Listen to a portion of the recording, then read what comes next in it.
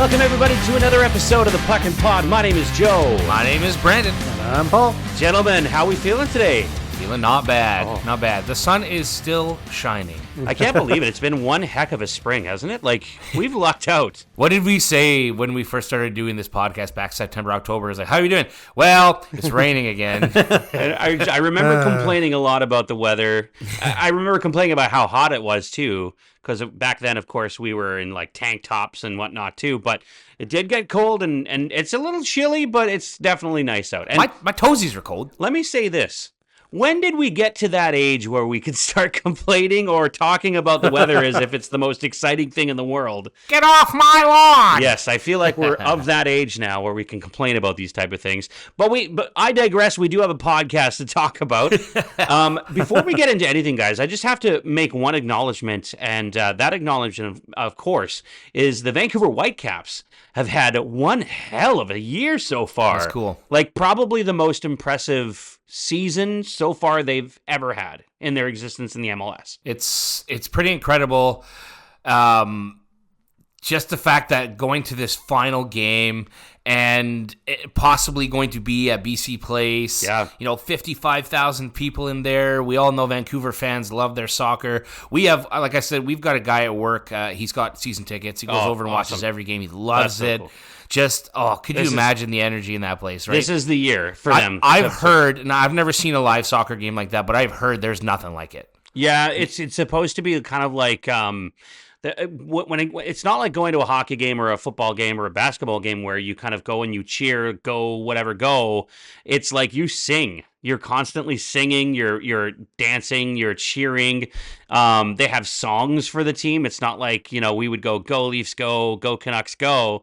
They're like singing a song for the Whitecaps, and their fans are called the Southsiders, and it's like it's exciting stuff. And this specific championship they're going for is called the CONCACAF Championship. It's actually not associated with the MLS. It's actually all teams within, I believe, North America. So the team they're playing against is actually from Mexico, and they're playing for this championship. And it's no team in Canada has ever won the CONCACAF Championship. I believe the Toronto team came close. They went to the final, but they never won it. And Seattle has won it, but they're, of course, not a Canadian team. So no Canadian team has ever won it. Right. So this is Vancouver's chance, and they've got a good enough team that, it's going to be one heck of a game. Would you say it's kind of like the CHL that way, and how the Memorial Cup is? Yeah, or even though it's all amalgamate. It's all in the same country, but there's 4 different leagues. Yeah, exactly. Kind of thing, right? Yeah. They have their own tournament to win their championship, and then the winner of that tournament will play the winner of the other team's tournaments in a separate tournament. And it's I actually enjoy the Memorial Cup for that reason. We used to have the Royal Bank Cup years ago in the BCHL, where you'd play the CJHL teams across. Is that Canada. Not around anymore? Well, BCHL is not associated with the CJHL anymore, so that's right. So they don't play that anymore. But it was fun to kind of have that big tournament, and have all the teams from around Canada come and play in your barn. Well, you want to have those teams and those players that inspire the youth to obviously get involved in the game. You look at the Canadian women's team in the Olympics, like they definitely inspired more girls to get into soccer, and certainly are considered a powerhouse in the Olympics. Yeah. You're looking at teams again for like MLS or even like said the CONCACAF Championship. If the Whitecaps can win, that's going to make them more noticeable in Canada. That might inspire more kids, but they did big, they did good. That I love playing soccer. Maybe I want to try and be, the next big star for I think MLS. I think right now this is kind of the beginning of kind of a big thing for soccer in Canada, specifically in Vancouver, because with the 2026 World Cup, they're going to play games out of BC Place for the World Cup, which is incredible. And from what's going on in the U.S. right now, not to turn things political, but from what's going on in the U.S. right now, there's actually a lot of speculation that they don't want to play games in the U.S. right now with everything. Like people are fearing for their safety right now in the U.S. Well, I hear about flights being canceled for like WestJet and stuff like that to the U.S. Exactly. So there's potential that they could play more games in Canada for the World Cup, which is going to put us on the world stage for soccer. So for me, that's exciting as a soccer fan and a sports fan. But I'm sure like a lot of the people who do cheer for the Whitecaps and cheer for soccer in general, especially Canada soccer, soccer, that's going to be an incredible thing to have it play on our soil. Yeah, I'd love one of these days to go see a game. I've seen obviously the games overseas over in England and Europe there, and the fans go absolutely nuts. You got stadium crowds of like 100,000 people, and yeah, like it's they're all singing "Ole Ole." It's a bit of a slow game, I find sometimes, but just it's the experience, right? Yeah.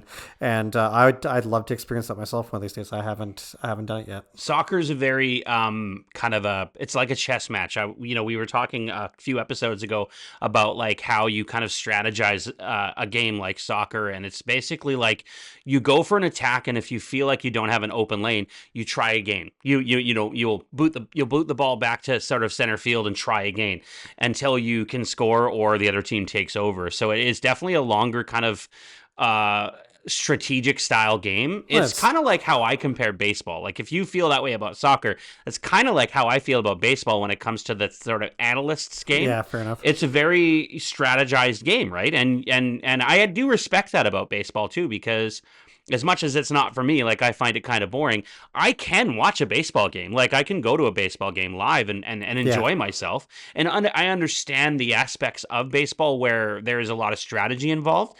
Soccer is very similar. Like there's a lot, the manager of a soccer team or a football team will basically decide who to play at what point, because they're trying to get to a specific point. Like if they have the lead, say after halftime, they'll do a substitution to make sure they have their best player on, close to the end of the game, so they can try to solidify the win, right? Like those kind of strategies. And it's very similar to like basketball in that way, actually.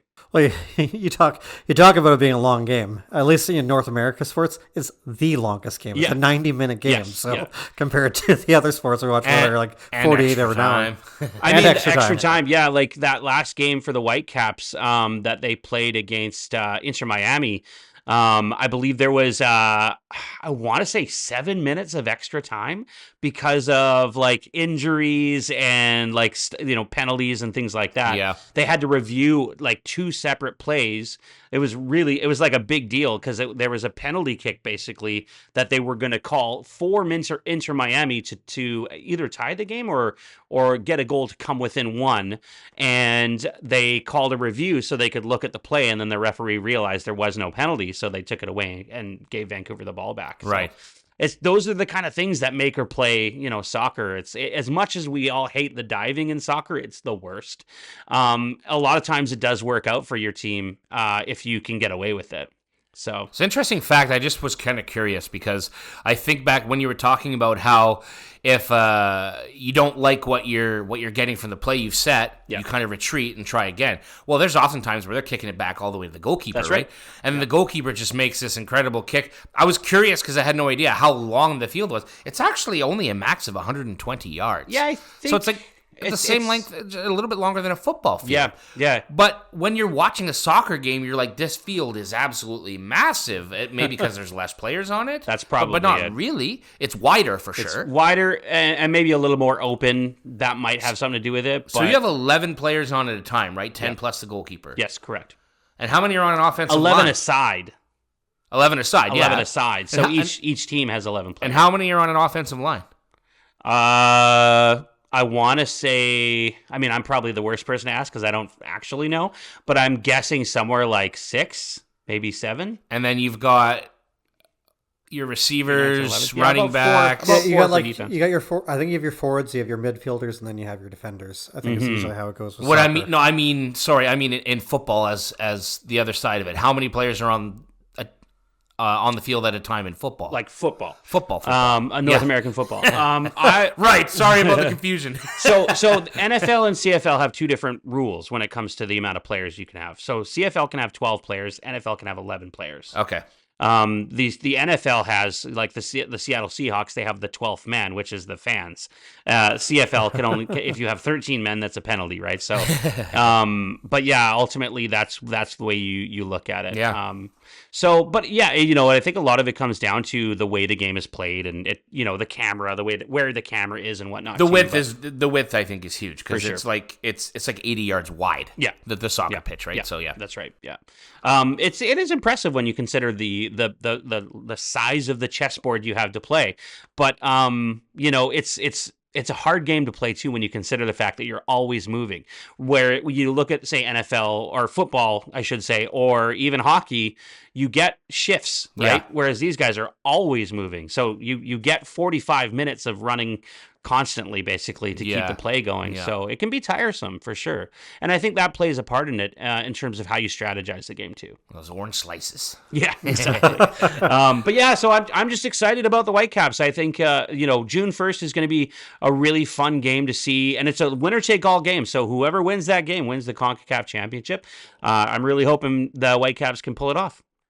Well, and like I said, something like big like that, right? It's meant to inspire, and you can look at other sports. Like I said, we had Vince Carter back, obviously the late '90s and into the 2000s, that inspired all of our Canadian players now that have made it into the NBA. You got SGA, Shai Gilgeous-Alexander, who's possibly going to be the MVP this year. Wow. And put Toronto basketball on the map, and certainly it's something that they just played out their season. We could certainly talk a bit about them and see how they did. I'm laughing because you know what didn't put Canadian basketball on the map? The Toronto Raptors. Not this year. The only Canadian team? Yeah, that's true. They've had a pretty rough year. Have they ever drafted first overall? They did, yeah. Andrea Bargnani. Right, he was first overall. Yep, the Italian stallion, I guess. He was great. I really liked him on the Raptors. It was sad when they traded him away. Yeah, he never lived up to that hype. That stardom moniker. Like he had shooting skills, but he had a lot of areas in his game that he lacked a lot. I think he was one of the first big men to really start shooting longer range on a consistent basis. I would give that to Dirk Nowitzki over him. And Dirk was but Dirk Nowitzki didn't play center that often, though, did he? I thought he was more of it's the same with Bargnani. Bargnani was back and forth between center and power forward. Fair enough. Fair enough. I would give that to Dirk over Bargnani. Yeah. The fact that Ujiri was able to get a first-round pick for Bargnani in a trade was crazy. At least towards the end of his career there. Fair enough. Raptors, it was their 30th anniversary season this year, so they came into the league in '95. Along with the Grizzlies. Yep, along with the Grizzlies. And it was an odd year. They weren't necessarily expected to do good. They had an odd year in terms of their wins and their losses. They went on stretches of like 7 straight losses, stretches of like 5 straight wins, had a stretch of 11 straight losses where they were kind of set to get a set in terms of the draft odds to get a higher pick, and towards the end of their season that kind of collapsed where they're no longer in line for the first overall. Depends on what happens obviously at this point when it comes to the draft lottery. We'll see obviously as that falls into place. I'd love for them to get the top prospect. Cooper Flagg is supposed to be unreal. Cooper Flagg. What an interesting name. Yeah, you like it with his last name. Flagg. Okay. All right. They seemed to put it together at the end of the season, though. Like, they had some really good chemistry at the end of the season, the Raptors. Reminds me of the Canucks a little bit. You end up being like one of the worst teams in the league. You're thinking, great, here comes first overall pick. We're going to start winning instead. Is there any sport in the world where you can have a rebuild turnaround quicker than in basketball? I don't think there is, actually. Probably not, right? I mean, the Raptors were championship team in 2019. Yep. They had 2 more decent years. Decent years, yeah. After that, and then that's been it since, say, 2021, right? For the last 4 years, they've been terrible. Yeah. Essentially terrible, right? Yeah. But with some of the players that they've shipped out, they've really got some capital and some draft picks, and the people they have drafted with some of those picks already, their future looks bright. Yeah. But it's, when is that going to take? Because think about it, you play 5 players at a time. There's nothing fun about cheering for a team that's on the downswing, and you just wonder how long that downswing is going to last for the Raptors. I'm not a big basketball fan, but I cheered for them in 2019 when they won the championship. It was incredible. I was sad to see what's his name? Oh, Kawhi. I was I was sad to see Kawhi Leonard leave. I thought, man, if he sticks around, they could win another one. And then he ended up leaving, of course, for LA. So it was definitely sad to see. They need to find somebody like that, somebody who can build the team up and keep them going. They might have found that. Obviously, Scotty Barnes has been considered awesome in that regards. Like he's been a bit stagnant in his development, I'd say, the last 2 years here, where he still has so much potential, and he will probably still be considered a superstar. At least that's what Ujiri says about him in the media. But they made that deal for Brandon Ingram at the deadline, and he didn't play this year just because of his injury. But he's that kind of on cusp, almost like superstardom. He's got the talent, he's got the skill. His big thing is he's just got to stay healthy. And they acquired him for the same way they did with Kawhi, kind of pennies on the dollar. Like Kawhi was DeRozan, Pirtle, and I think it was a first round pick. Mm-hmm. You know, it's the same with Ingram. Like he's the type of player that could have been required for multiple first round picks, and they didn't have to give up all that much to get him because a bit of his injuries, but because he's got the talent, might as well. Yeah.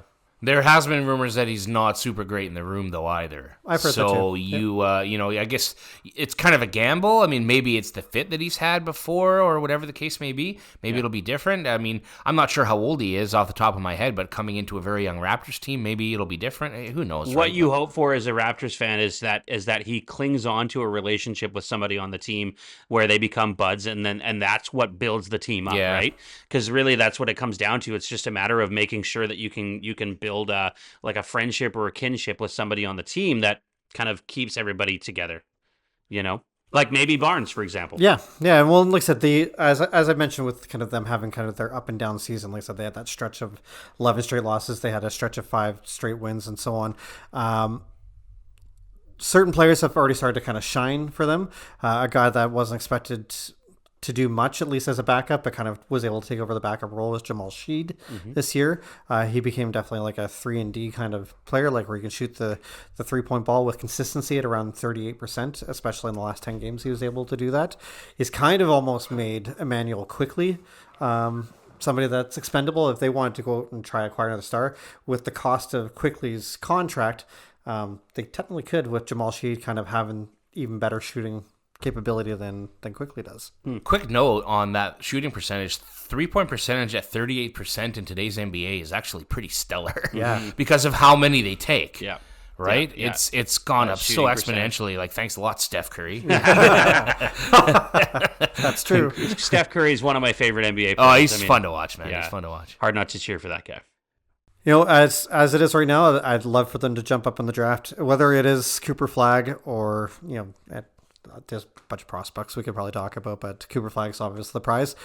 I'd love him on the team. He would fit kind of, if you're kind of ringing down the line in terms of the team, you could have Cooper Flagg as your center, or even Pirtle, Flagg as your power forward, Ingram as your small forward. You could have Barnes as your shooting guard, or even your point guard, because he's known to be a pass first kind of player. Yeah. And RJ Barrett as the shooting guard, possibly. Like, you could start actually getting some powerhouse ability with that team. I mean, it feels like with that kind of statement, like it feels like they may not be that far away from being a good team again. It's just a matter of acquiring the right players. Yeah. Much like a hockey team, but I mean, ultimately, it's just a matter of making sure you have the right players to go alongside, like complementary players in the end. Do you have any notes on kind of the bracket so far in the NBA? I was just kind of looking at some of them, and one thing that sticks out for me that I'm noticing here with the two conferences in the NBA is that the East just is dominant. Like, I'm just looking at these. There was a Game 7 in the Western Conference, 2 Game 7s in the Western Conference, 1 sweep.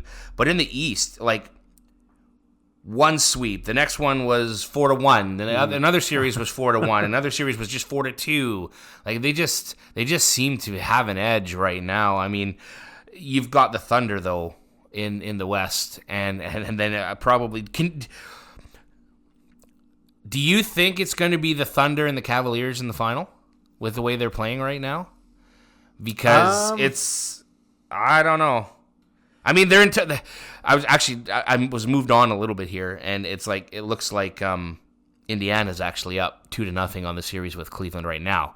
But those just seem like two powerhouse teams. Cleveland has had an unreal season. Yeah. Yeah, it's It's kind of surprising actually, considering that Cleveland obviously no longer has LeBron. They've been able to build their team since he left. LeBron got kicked out with the Lakers at a 4-1 series loss against Minnesota. Really? Yeah, and that's he's 40 or 41 years 41, old now. yeah. Yeah, like he still wants to play. He's an old man. He's younger than me. Definitely at the end of his career. Like he probably might have been smart to go back to Cleveland one more time, but stay in your lane, Joe. LeBron James plays basketball. That's true. We do he podcasts. Plays professional sport. Yeah. That being said, that is a question you can ask, is like, what will happen with LeBron? Because, like you said, he's not getting any younger. Does he go back to Cleveland? I don't see it happening. No, I don't. Finishing in LA, I can see that. I mean, considering too, his son plays in LA. Yeah. He's going to finish with his son, kind of like Gordie Howe. Yeah, I think his son started actually 1 or 2 games near the end of the season there too. That's right. They played a game together. Yep. Yeah. Oh, probably a couple of games, I imagine. But yeah. But in terms of starting, like I said, Bronny was a second-round pick, so that's not something that you regularly see, unless they obviously develop that way. Maybe Bronny is developing that way. I didn't see much of the Lakers game, so I can't say it on that regards. But if it's father like son, we'll see how that goes. Totally. I think probably Cavs and Thunder are a good pick for the finals. You can't count out the Knicks. The Knicks have been pretty stellar this year. Yeah. Acquiring KD was huge for them. That guy's been all over the place. KT, sorry. All over the place. All over the place. But he was a first overall pick in his draft. I know. And you can't count out talents where, even if you're not paying attention as much as, say, certain teams. You could see Cavs, Knicks play. You could see Thunder, maybe even the Warriors over the Timberwolves. Can't count out Seth Curry. Apparently, he's Steph Curry. He's battling injury right now, though. Yeah, his hamstrings giving him problems. That's another guy who's probably, his age is catching up to him a little bit too. He's not old, but like he's been playing a long time. He's won a lot of championships. He's won a lot of period. Yeah, a lot of everything, and he's played in a lot of championships. And I think him along with LeBron are kind of slowly becoming almost like a new era of GOATs, when you consider the greatest of all time in basketball, period. And I mean, nobody shoots 3-pointers like Steph Curry. I mean, no, nobody does. Nobody. And nobody might ever shoot like him. Exactly. Just the form alone, but like the form and the accuracy. The fact that he can shoot from half court like with ease, and the release, turn around and just it's the release. Yeah, it is. Right? Really is. You talk if you want to talk in terms of hockey, guys like Ovechkin, the way they release the puck, Austin Matthews, just their style, the way they have made it work for them. Like Steph Curry, like you can't defend him because you don't even have time. You don't know if he's going to shoot. Then all of a sudden the ball's in the hoop. That's right. During DeRozan's draft, guess who was picked just before DeRozan? Steph Curry. Yeah. Of course. He could have been a Raptor. Oh, his dad was. Why didn't they? Yeah. Man, oh man. Well, and that's the thing. Like they picked him before the Raptors, right? So they would have had to have Didn't moved have up. a choice. I see what you're saying. Unless they moved up in the draft. Yeah, right. If Right. And I would have given up 2 second-rounders yeah. and your first round pick to move up the one spot to get I would have done it too. Golden State might have said, forget it anyway. They knew they were getting, right? Yeah, they knew what they were getting. Exactly. It's a good point. Yeah, it's a good point.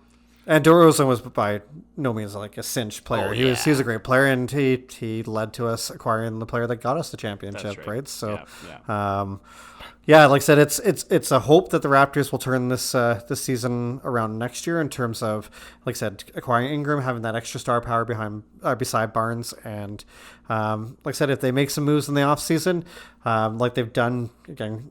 Ujiri's not shy to make a move. Like you said, he got Kawhi. If they can acquire another star-studded forward like that, maybe, or guard, maybe they'll have the chops to be a playoff team next year. My hope is that they get somebody who actually wants to be there. Yeah. And somebody that wants to be there not just 1 year, but a few years. Well, that was one of the things with Brandon Ingram when the acquisition was happening. He said that he wanted to play for Toronto. Yeah. So that was signed an extension. Yep. How long was his extension for? 4 years. 4 years. So he's got a lot of time to prove himself in the end, right? And I think that's the one thing Raptors fans can at least hang their hat on. Their record this year was 30-52, and like I said, they had god awful record at one point there where they were like 11-40. Yeah. And then they went like 19-12 at the end there. If they can flip that around where it's like 52-30, I'm okay with that being kind of a start for them, and then see what happens from there. That's a high record, but with bringing Ingram in, some of the cohesiveness of the team at the end of the season, build off of that chemistry, and then let's see you come out firing next year. Absolutely. So the Raptors had an underwhelming season. What about so far a little bit more of an underwhelming season out of another Toronto team, and that's the baseball season we're talking about? Oddly, though, like it's all doom and gloom, maybe. As a baseball fan, you just want to see the best, right? But it's like they're still third in their division. Yeah. But they're just expected to be so much better than they are, and they're losing games like they shouldn't lose games. It's so frustrating. I don't understand.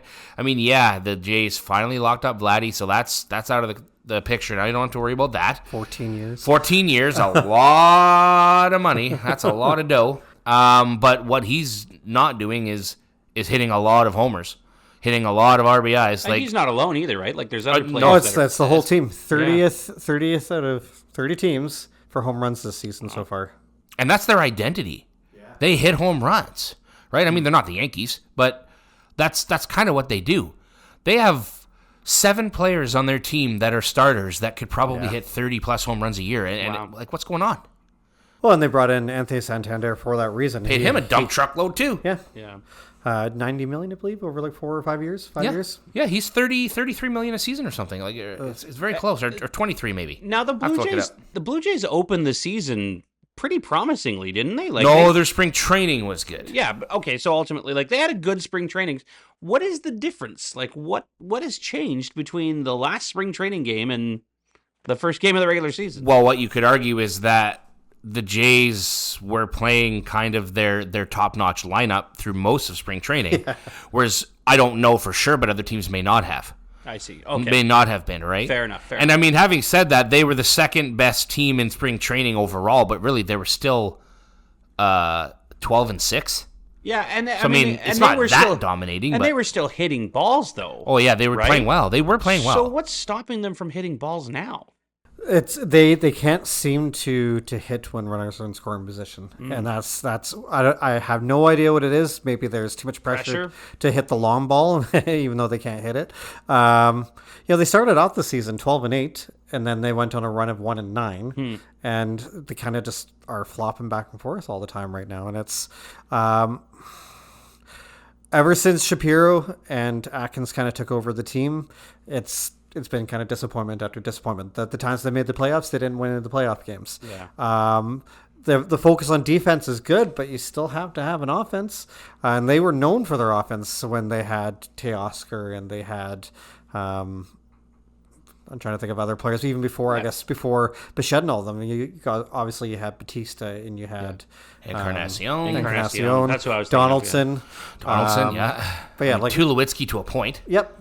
And, we'll come back to where they're currently at. We had Gurriel. We have Moreno as our prospect. We traded for Bart Varsho. Varsho's been a good player. I've not been a big fan of him since the acquisition, but he's been a decent player. And him coming off of his injury and some of the defensive plays he's made, it's been great to see. But if you're not going to score runs, that defense means absolute crap all. I remember Vladdy being the most promising prospect when you guys were talking about him coming to play for the Jays for the first time, and it's just like, we've got the best hitter. This guy's going to hit all the home runs. Yeah. And then just what happened? We alluded to it a few episodes ago, but at the same time, he started slow last year. Yeah. Right? And then he ended up with like a 329 batting average at the end of the year, which is excellent. Yeah. So, he could come out of nowhere and all of a sudden in 10 games, he hits 8 home runs right back. It's possible. Baseball's like that, right? Yeah. Ebbs and flows. The season is long, 162 games. Yep. So That's I don't so think many it's games, room by the to... way. So many games. It's a lot. Now, I don't think there's time to panic, but it's frustrating. Yeah. Because, there are players that are playing well. Bichette being an example. He's having a great year so far, in my opinion, offensively. I mean, defensively, he's kind of middle of the pack, I'd say, as far as shortstops go. But Santander, by the way, correction on his contract, he's $19 million a year. Okay. But... wait, this guy looks lost. You see him whiffing at balls. Like, what are you doing, man? And he's a switch hitter, so it's not like a matchup is an issue. Yeah. Because you got a right-handed batter, he bats from the left. You got a left-handed pitcher, you bat from the right. Yeah. Like, you don't ever have to worry about unfavorable matchups with Santander, but it's not translating to the field. Well, what's like... I got a bit of an issue with Schneider too. He doesn't really make many changes to his lineup, and when he needs to start making changes, like I kind of liked it at first when they were winning with where they had. Trying to remember how the order went. It was, I think, Bichette, Guerrero, Santander and Jimenez. He's kind of been keeping the same lineup, and they're not winning now. Yeah. It's time to change it up. And there's some changes that he has made, but it's kind of the same old. Santander's not hitting well in the third or fourth spot. If you need to move him down to the sixth to go against a pitcher that's already thrown, say, 30 or 40 pitches in the first 2 innings, or like I said, by the time you get to 100 pitches, at least he's on the back end. He still has a lot of power in his swing, and they got a pitcher's tired, or relief pitcher who might throw over the plate more where you like to hit it, right? And that's the thing where make the changes, work out the kinks.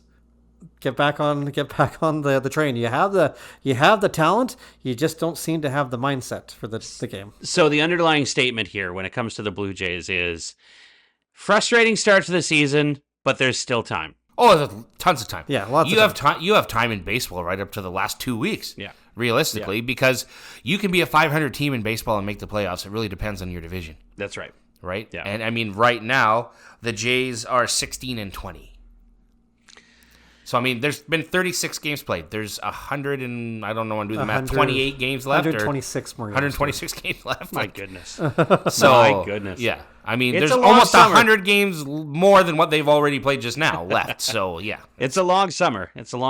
Lots of time to be played. Yeah, maybe they need to bring in some of their old all-star talent to help kind of get their mindset. I personally think the Jays, it's a mind thing that's holding them out, because the talent's there. I don't question the talent of the team, but it seems to be that they can't seem to put it together every year for the last couple of years now. Maybe they need to go out as a group and just go have some fun. Go play paintball. Or you could argue maybe that's all they do. Maybe that's the problem. Maybe too. that's it. Right? A lot of people know. After all. Yeah. A lot of people know Vladdy, George Springer. Yeah. Those guys, they like to have a lot of fun, right? Yeah. And I mean, who knows? Maybe it's too much fun. We don't know. We're just speculation. Coming into a game sauced. But I mean, another example about the Jays is that Max Scherzer's not pitching. Right. Yeah. He's 42, I believe. 40-13. I don't know how old he is. Like he's really old. And they signed him. They gave him a boatload of money too. And he's pitched 2 games. One game. Yeah. He's got thumb problems. Well, that's a big deal when you're a pitcher, right? Yeah. I just that's frustrating. Things like that. You're kind of like, you sign this guy. You didn't sign other players, because you had an opportunity to sign this veteran guy who's proven he's a strikeout pitcher. He's got nasty stuff. He's won 1 million games in his career, and then like his thumb hurts. I mean, we can go back to the offseason when Paul was talking about his frustrations with the Blue Jays office not doing anything. Well, going after the big fish and losing out every single time. Every single time. I mean, and then you sign a guy like Scherzer, you're thinking, oh, finally, a good signing, and then you don't play him. Yeah, like he was injured most of last year, so he only got a $15 million contract. Yeah. When he was in his prime, he was worth like $45 million a year, kind of thing. So they kind of knew that they were. We all? Yeah, exactly. When am I going to hit my prime, boys? When is it coming? They kind of knew what they were getting in regards to like him having the injury issues last year, but I guess they were hoping that he was rehabilitated. And they have strong starting pitching, but it has been inconsistent, at least for the last calendar year and a half. And then, like you say, hitting has been the major issue. And it's like I said, I really do think it's a mindset thing. I think there's got to be a way to calm them down, and like I said, you don't have to go for the big swing. It's nice to get the big swing, but really, like, just try to make contact. Yeah. Once you're comfortable with your contact, then you'll start knowing where you feel comfortable on where the pitches are being thrown, and you can make the big swing when that pitch is right there, or you can hold off because you've been able to read the play at that point. Yeah, absolutely. When the Jays won the division in 2015, their team was a definition of clutch. That's anytime they needed a big hit, they were getting it. Yeah. And this Jays team just doesn't. They're last in their division for runs scored. Yeah. And that's not that much difference. I think there's 7 runs scored difference between them and the next closest. But they've had 127 runs scored and 166 runs against. Wow. So I mean, they're not coming up at the time of hitting. They get on base a lot. They do. Yeah. And they're just, the runners in scoring position stats over the last 3 seasons. You don't look, man. Don't look at them, Joe. I won't. Don't worry. I know you won't, but something's got to give, right? At some point. Give. Yep. Yeah. I mean, we talk about Schneider too, and I've kind of gotten to the point where I don't think he's a bad coach. I just don't. Maybe I do think he's maybe a bad not the coach. right coach. He might not be the right coach for the team. He just I don't know. He doesn't seem to make the right decisions. No. I'm not a baseball expert. I don't coach in the MLB. Yeah. But you just think weird things, like bringing in a pitcher at a certain point in the game when Actually, here I'll give you an example. I was watching a game fairly recently where Barrios was pitching into the 7th inning, right? And it's like, why? You're up by 4 runs. Get in a relief pitcher, someone who's going to shut down the game. I know that they've been using their bullpen a lot because they haven't been scoring runs and other teams have. Mm-hmm. But that game, I can't remember if they won or lost, but the team they were playing got back into the game. And it's like, where's that decision making coming from? There was no runs scored in the game up until that point by the opposing team. And your team is up by 4 or 5, and you leave him in there after the 7th inning. Like, Barrios is a great pitcher, but all it takes is 4 pitches, and that game could be tough. You know what I mean? Like, totally. It doesn't take much. Well, relief pitching has been a bit of an inconsistency for the Jays for decades at this point. I have to say, Hoffman's been a good signing. He's been really really good in his appearances. Everyone else has been kind of great for a game or two, and then they're not great for the next 3 games, then great for a game, and then it's kind of just it's a constant wave happening with this team in terms of their consistency. Swanson, who they got, was that the Teoscar deal in Seattle? Yeah, it was Swanson and Adam Mako, I believe, was the other. Yeah, player. So Swanson is a great relief pitcher, but he can't stay off the IL either. He's on it right now, I think, for the 2nd time. So I don't know. I tell you what, boys, if they had a professional baseball team in Vancouver, I probably would watch more baseball, to be honest. I probably would. I'll never forget when Vancouver got an NBA team, I was obsessed with the NBA. They left Vancouver, I stopped watching. I stopped caring.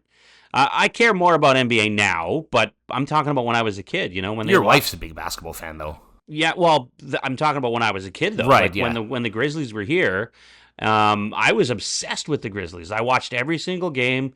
For me, it was exciting. Whether they won or lost, it was just cool to have an NBA team in Vancouver.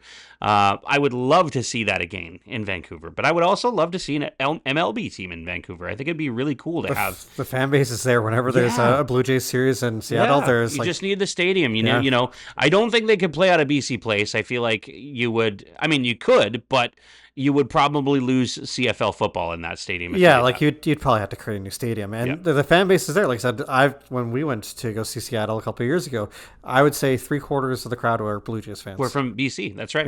Yeah, absolutely. I think that would be incredible. And if not 3/4, probably at more than half. Definitely more than half for sure. What do you think it would take to start a team in Vancouver? I mean, to expand a team. I mean, we've talked about hockey teams being expanded. Of course, you're looking at about $1 billion, $2 billion, maybe even now, to create a new NHL team. What would it take, do you think, to create a MLB team in BC? Well, considering the size of the stadium, probably has about 50,000 seats at least. Well, BC Place, you're looking at 57,000 if you're not adding or removing anything. Yeah. If they had to create a new stadium, obviously there's a big price tag for that. But yeah, just even for an expansion franchise, considering the MLB is probably one of the highest grossing revenue teams in all of major sports. I wouldn't be surprised double that. Probably a $4 billion. $4 billion. I was going to say, what's the franchise fee for NHL is $1 billion? It was like $1 to $2 billion. So I just looked it up. The MLB expansion fee is $4 billion. 4. You were right. There you go. You were right on the money. What about NBA? Out of curiosity. I'm guessing the NBA is around the same, like Probably, I would $4 billion. I'd probably say maybe around the same as the NHL, just based upon the size of the court and everything else. It says $4 to $6 billion. Yeah. Wow. The reason why I thought that is because of the TV deal that NBA has. Like, Right. you're looking at a similar cost to the MLB. Based on that alone. But yeah, that would be incredible, man. I would love to see that again. Yeah.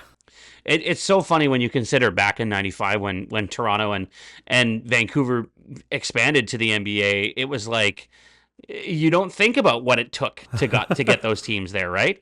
And how quickly it became a thing. It's not as easy now to just say any millionaire can create a team in Vancouver and bring it there. It's going to take like MLSE, that corporate funding to make it happen, I think. Well, times are different now than obviously they were like 30 years ago. I remember I watched that documentary that they had on Sportsnet about the Raptors, and when they first came into the league, they were playing in the Skydome, and they had like bleacher seats that they put up on one side, and they had the Skydome seats on the other side. And that was their first season, was playing in the Skydome. It was the stupidest setup in the planet. I remember that. Yeah, you wouldn't see that now. There's no sports team that would do something like that. So it's comparable to like what the NHL was doing for Arizona, playing out of a university rink just to have a rink, right? And so now, and we look at it, and we're like, this is ridiculous.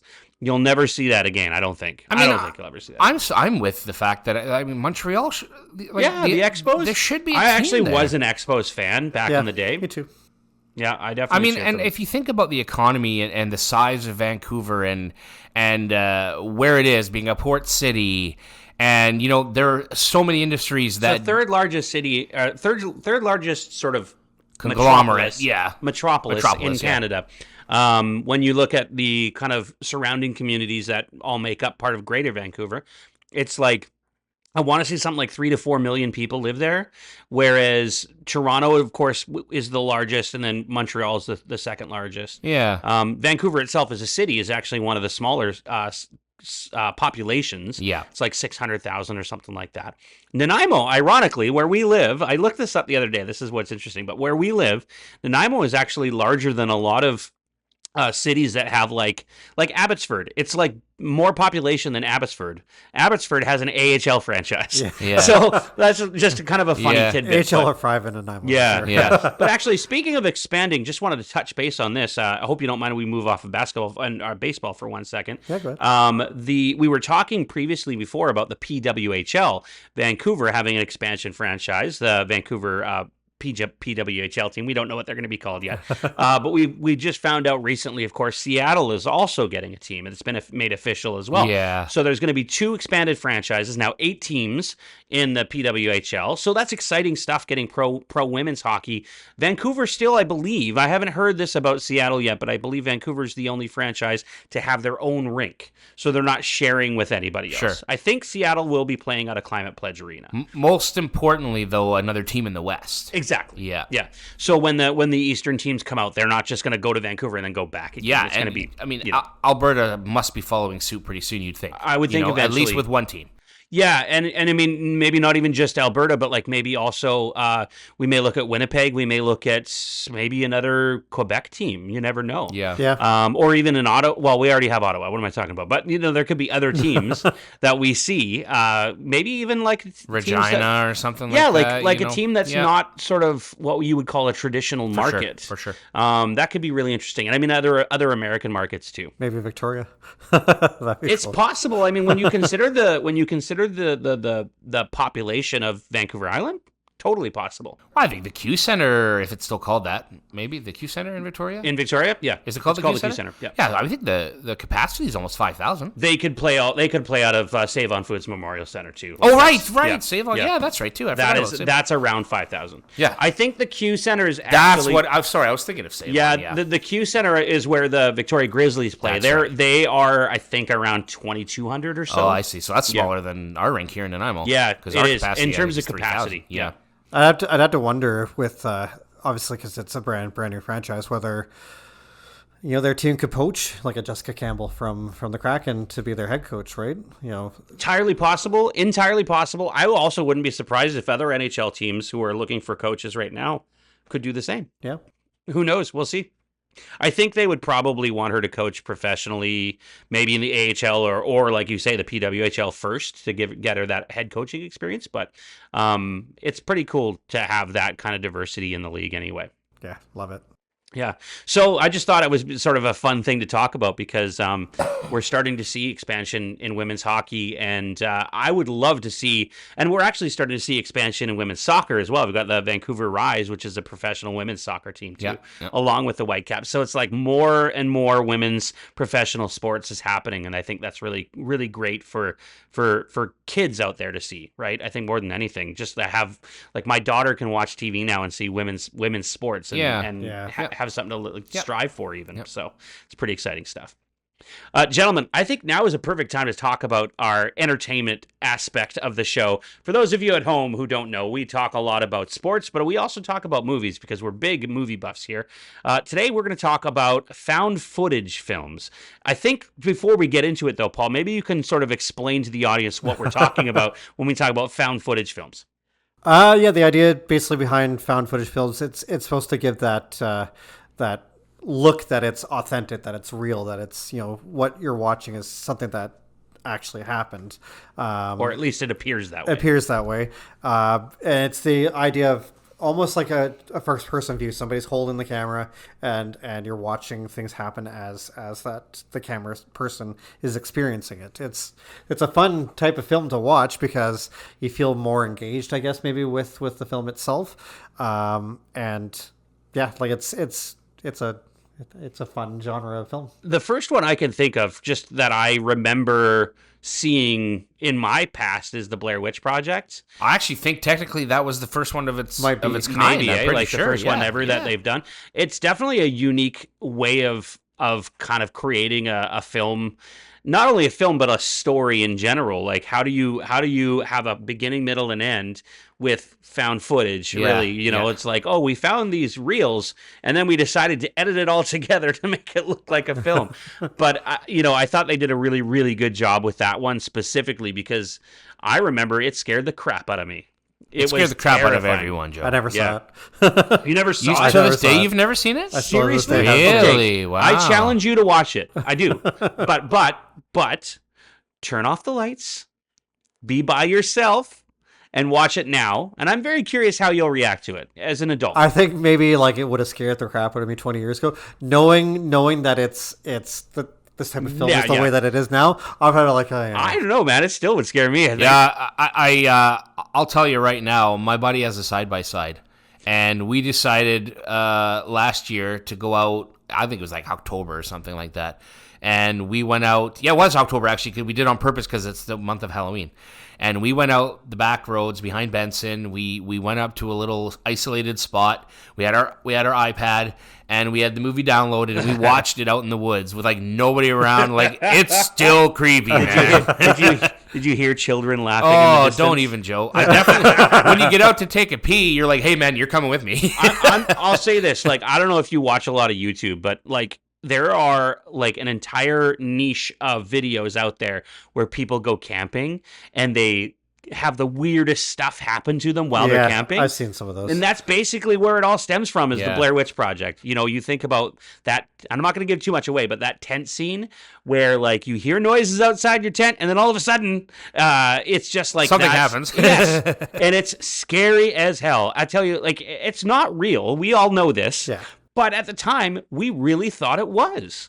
And it wasn't until, I believe it was I want to say the MTV Awards, or it wasn't the Oscars. I don't think they were nominated for an Oscar, but the MTV Awards, where the people from the movie, the actors, were presenting an award, and we're like, wait a sec. They died. Wait, I thought you they guys were all dead. died. We found out it was in fact not real. So that's probably where it all stems from in terms of found footage. That one, for me, is the biggest one that sticks out. So we could probably all agree that most found footage films are horror-based, films, right? Yeah, horror or thriller, I would say. Yeah. I would say you don't see a lot of comedy found footage ones, but I'd say probably my favorite of the found footage that's been made over the years, and certainly I've, in terms of, I guess, like the horror genre, it can be, it can't be. Monster movies have always been one of my favorite kind of type of film to watch. Titanic? Just kidding. That was a joke. ugly monster. Like I always love Godzilla and kind of like King Kong. I found Cloverfield to be such an exciting film to watch. Another sort of unique style, right? Yeah. Like when you consider the kind of sci-fi aspect to it. Oh, very much.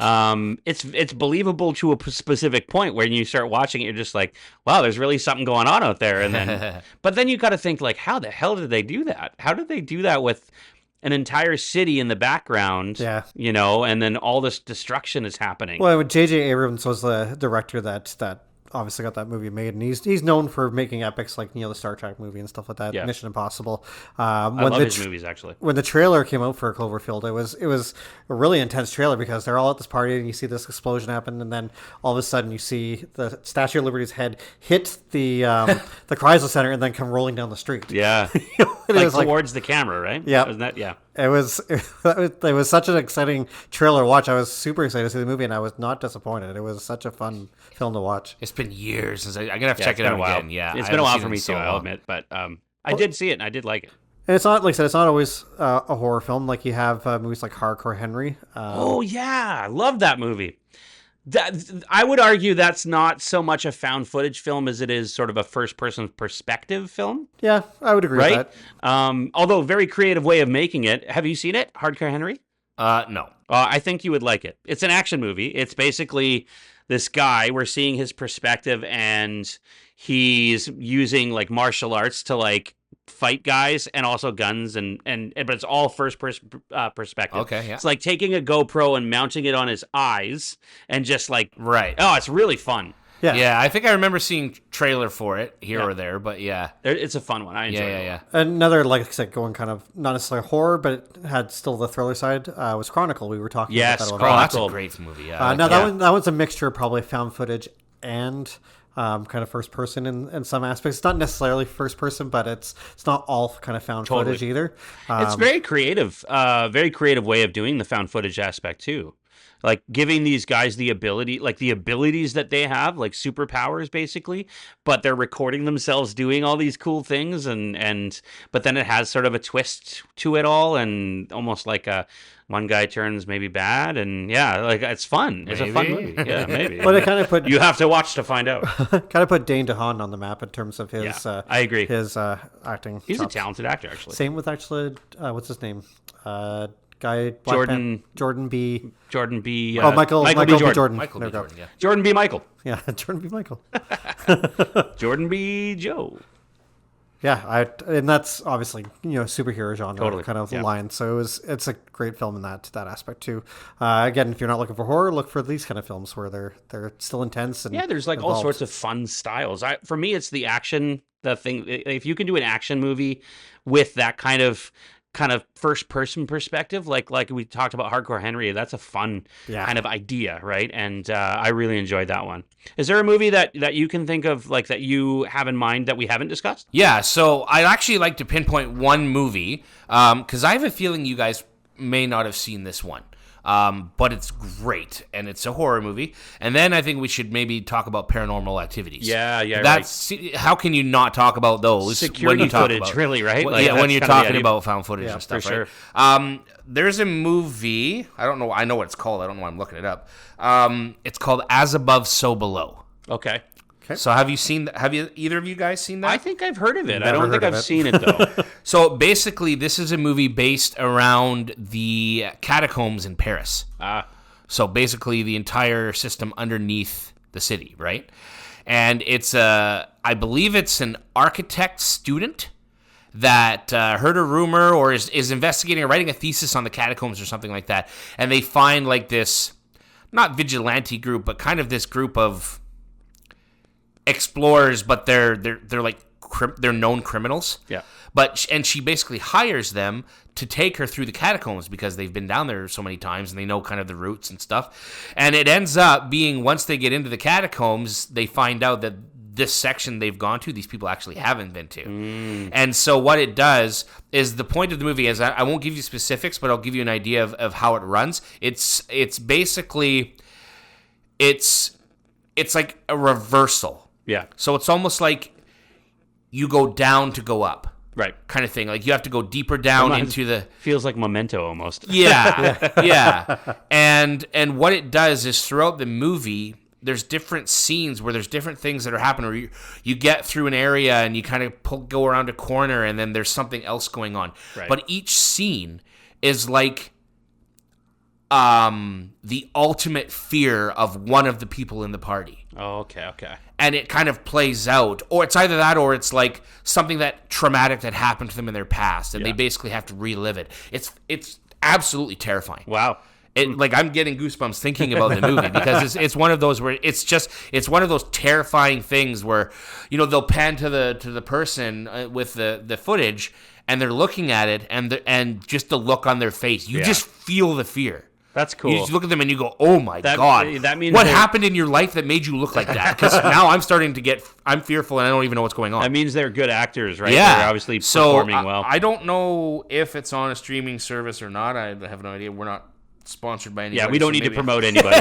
But if you can check it out, I would. It's sure. really good, and it's bone chilling. Yeah. Nice. Yeah. That's cool. No, I think you're right. A lot of that sort of genre of movies tend to be kind of the horror, scary type movies, or thrillers, or what have you. But if you, like you say, if you can get an action in there too, I think it really kind of adds that twist. And I think that's probably why I like Hardcore Henry so much, because it's so unique in terms of the idea and stuff like that. But we're looking at talking obviously about paranormal activity, and that's looking at the kind of like, I guess, the spiritual side of things. Movies like Quarantine or REC or VHS, it focuses more on infections and like almost like zombies and stuff like that. It's kind of, I like that intense kind of film just in regards to watching like a zombie film, whether it's World War Z or even 28 Days Later. 28 Days I think Later. of that when it comes to that sort of loose style of filming. Most of that was because of the budget, though. So, when you're seeing it as kind of found footage, it has that much more of a intense kind of, okay, what's going to happen next kind of thing, compared to like when you're watching kind of a regular film, you kind of almost expect it. Yeah, totally. To a certain extent. So, but I think looking at the horror side, going on more of the spiritual side, like I said, demons, ghosts, and stuff like that, Paranormal Activity is probably top. When it comes to that. Scary. So scary. Have you guys seen all of them? I've no. seen the first 4 maybe. So I think the fifth one, which is called the Ghost Dimension, is actually the scariest. Isn't there a new one coming out recently? I'm not sure if there is. I can't remember. Yeah. We're actually running out of time, gentlemen. So fair enough. Just one more thing to wrap it up. If you want to talk about anything else with the genre, go ahead. I mean, just I think even though the Blair Witch kind of broke in with that found footage style, Paranormal set itself apart. Oh, yeah. As like a new found footage kind of style. It's hard not to fall for it, right? When you consider the amount of stuff that's out there that people talk about and show their own security footage of look at this thing moving on its own and stuff. The one thing I found with those movies in particular, specifically the first one, is the way they incorporate sound. Yeah. And how they make all your senses tingle, totally. Right? The way they do it, yeah. Now, I wasn't very scared, to be honest, with the Paranormal Activity movies. I thought they were kind of dumb in some aspects, but I understand the the appeal of why they would be scary. One under the cuff one that I would recommend if you're again looking for kind of that kind of spiritual demonic kind of horror film. The Last Exorcism is a found footage one, and it's the whole idea is it's meant to be hokey and kind of stupid in regards to the exorcist that's trying to do what he does, and then at the very end you kind of get that twist, and it's actually kind of an intense twist to the end of the film. It's actually one of those ones I would recommend. Very nice, gentlemen. Well, that's going to do it for another episode of the Puckn Pod. I want to thank everybody for watching. If you aren't aware, you can watch us, of course, on Rogers TV, locally here in Nanaimo and, of course, the Vancouver Island area. But, of course, you can check us out on YouTube as well. And you can also check out the podcast anywhere you get podcasts. That's, of course, Spotify, iHeartRadio, you name it. And, of course, we're available on YouTube as well. And you can also check us out on any of the social medias that we have, TikTok, Twitter, or formerly Facebook. X, formerly Twitter, and Facebook, and Instagram, and you name it, we're there. Just look for @the Puckn Pod. Click Once subscribe. Again, that's right, and click subscribe. That's right. Once again, for the Puckn Pod, my name is Joe. My name is Brandon. And I'm Paul. We'll see you guys in the next one.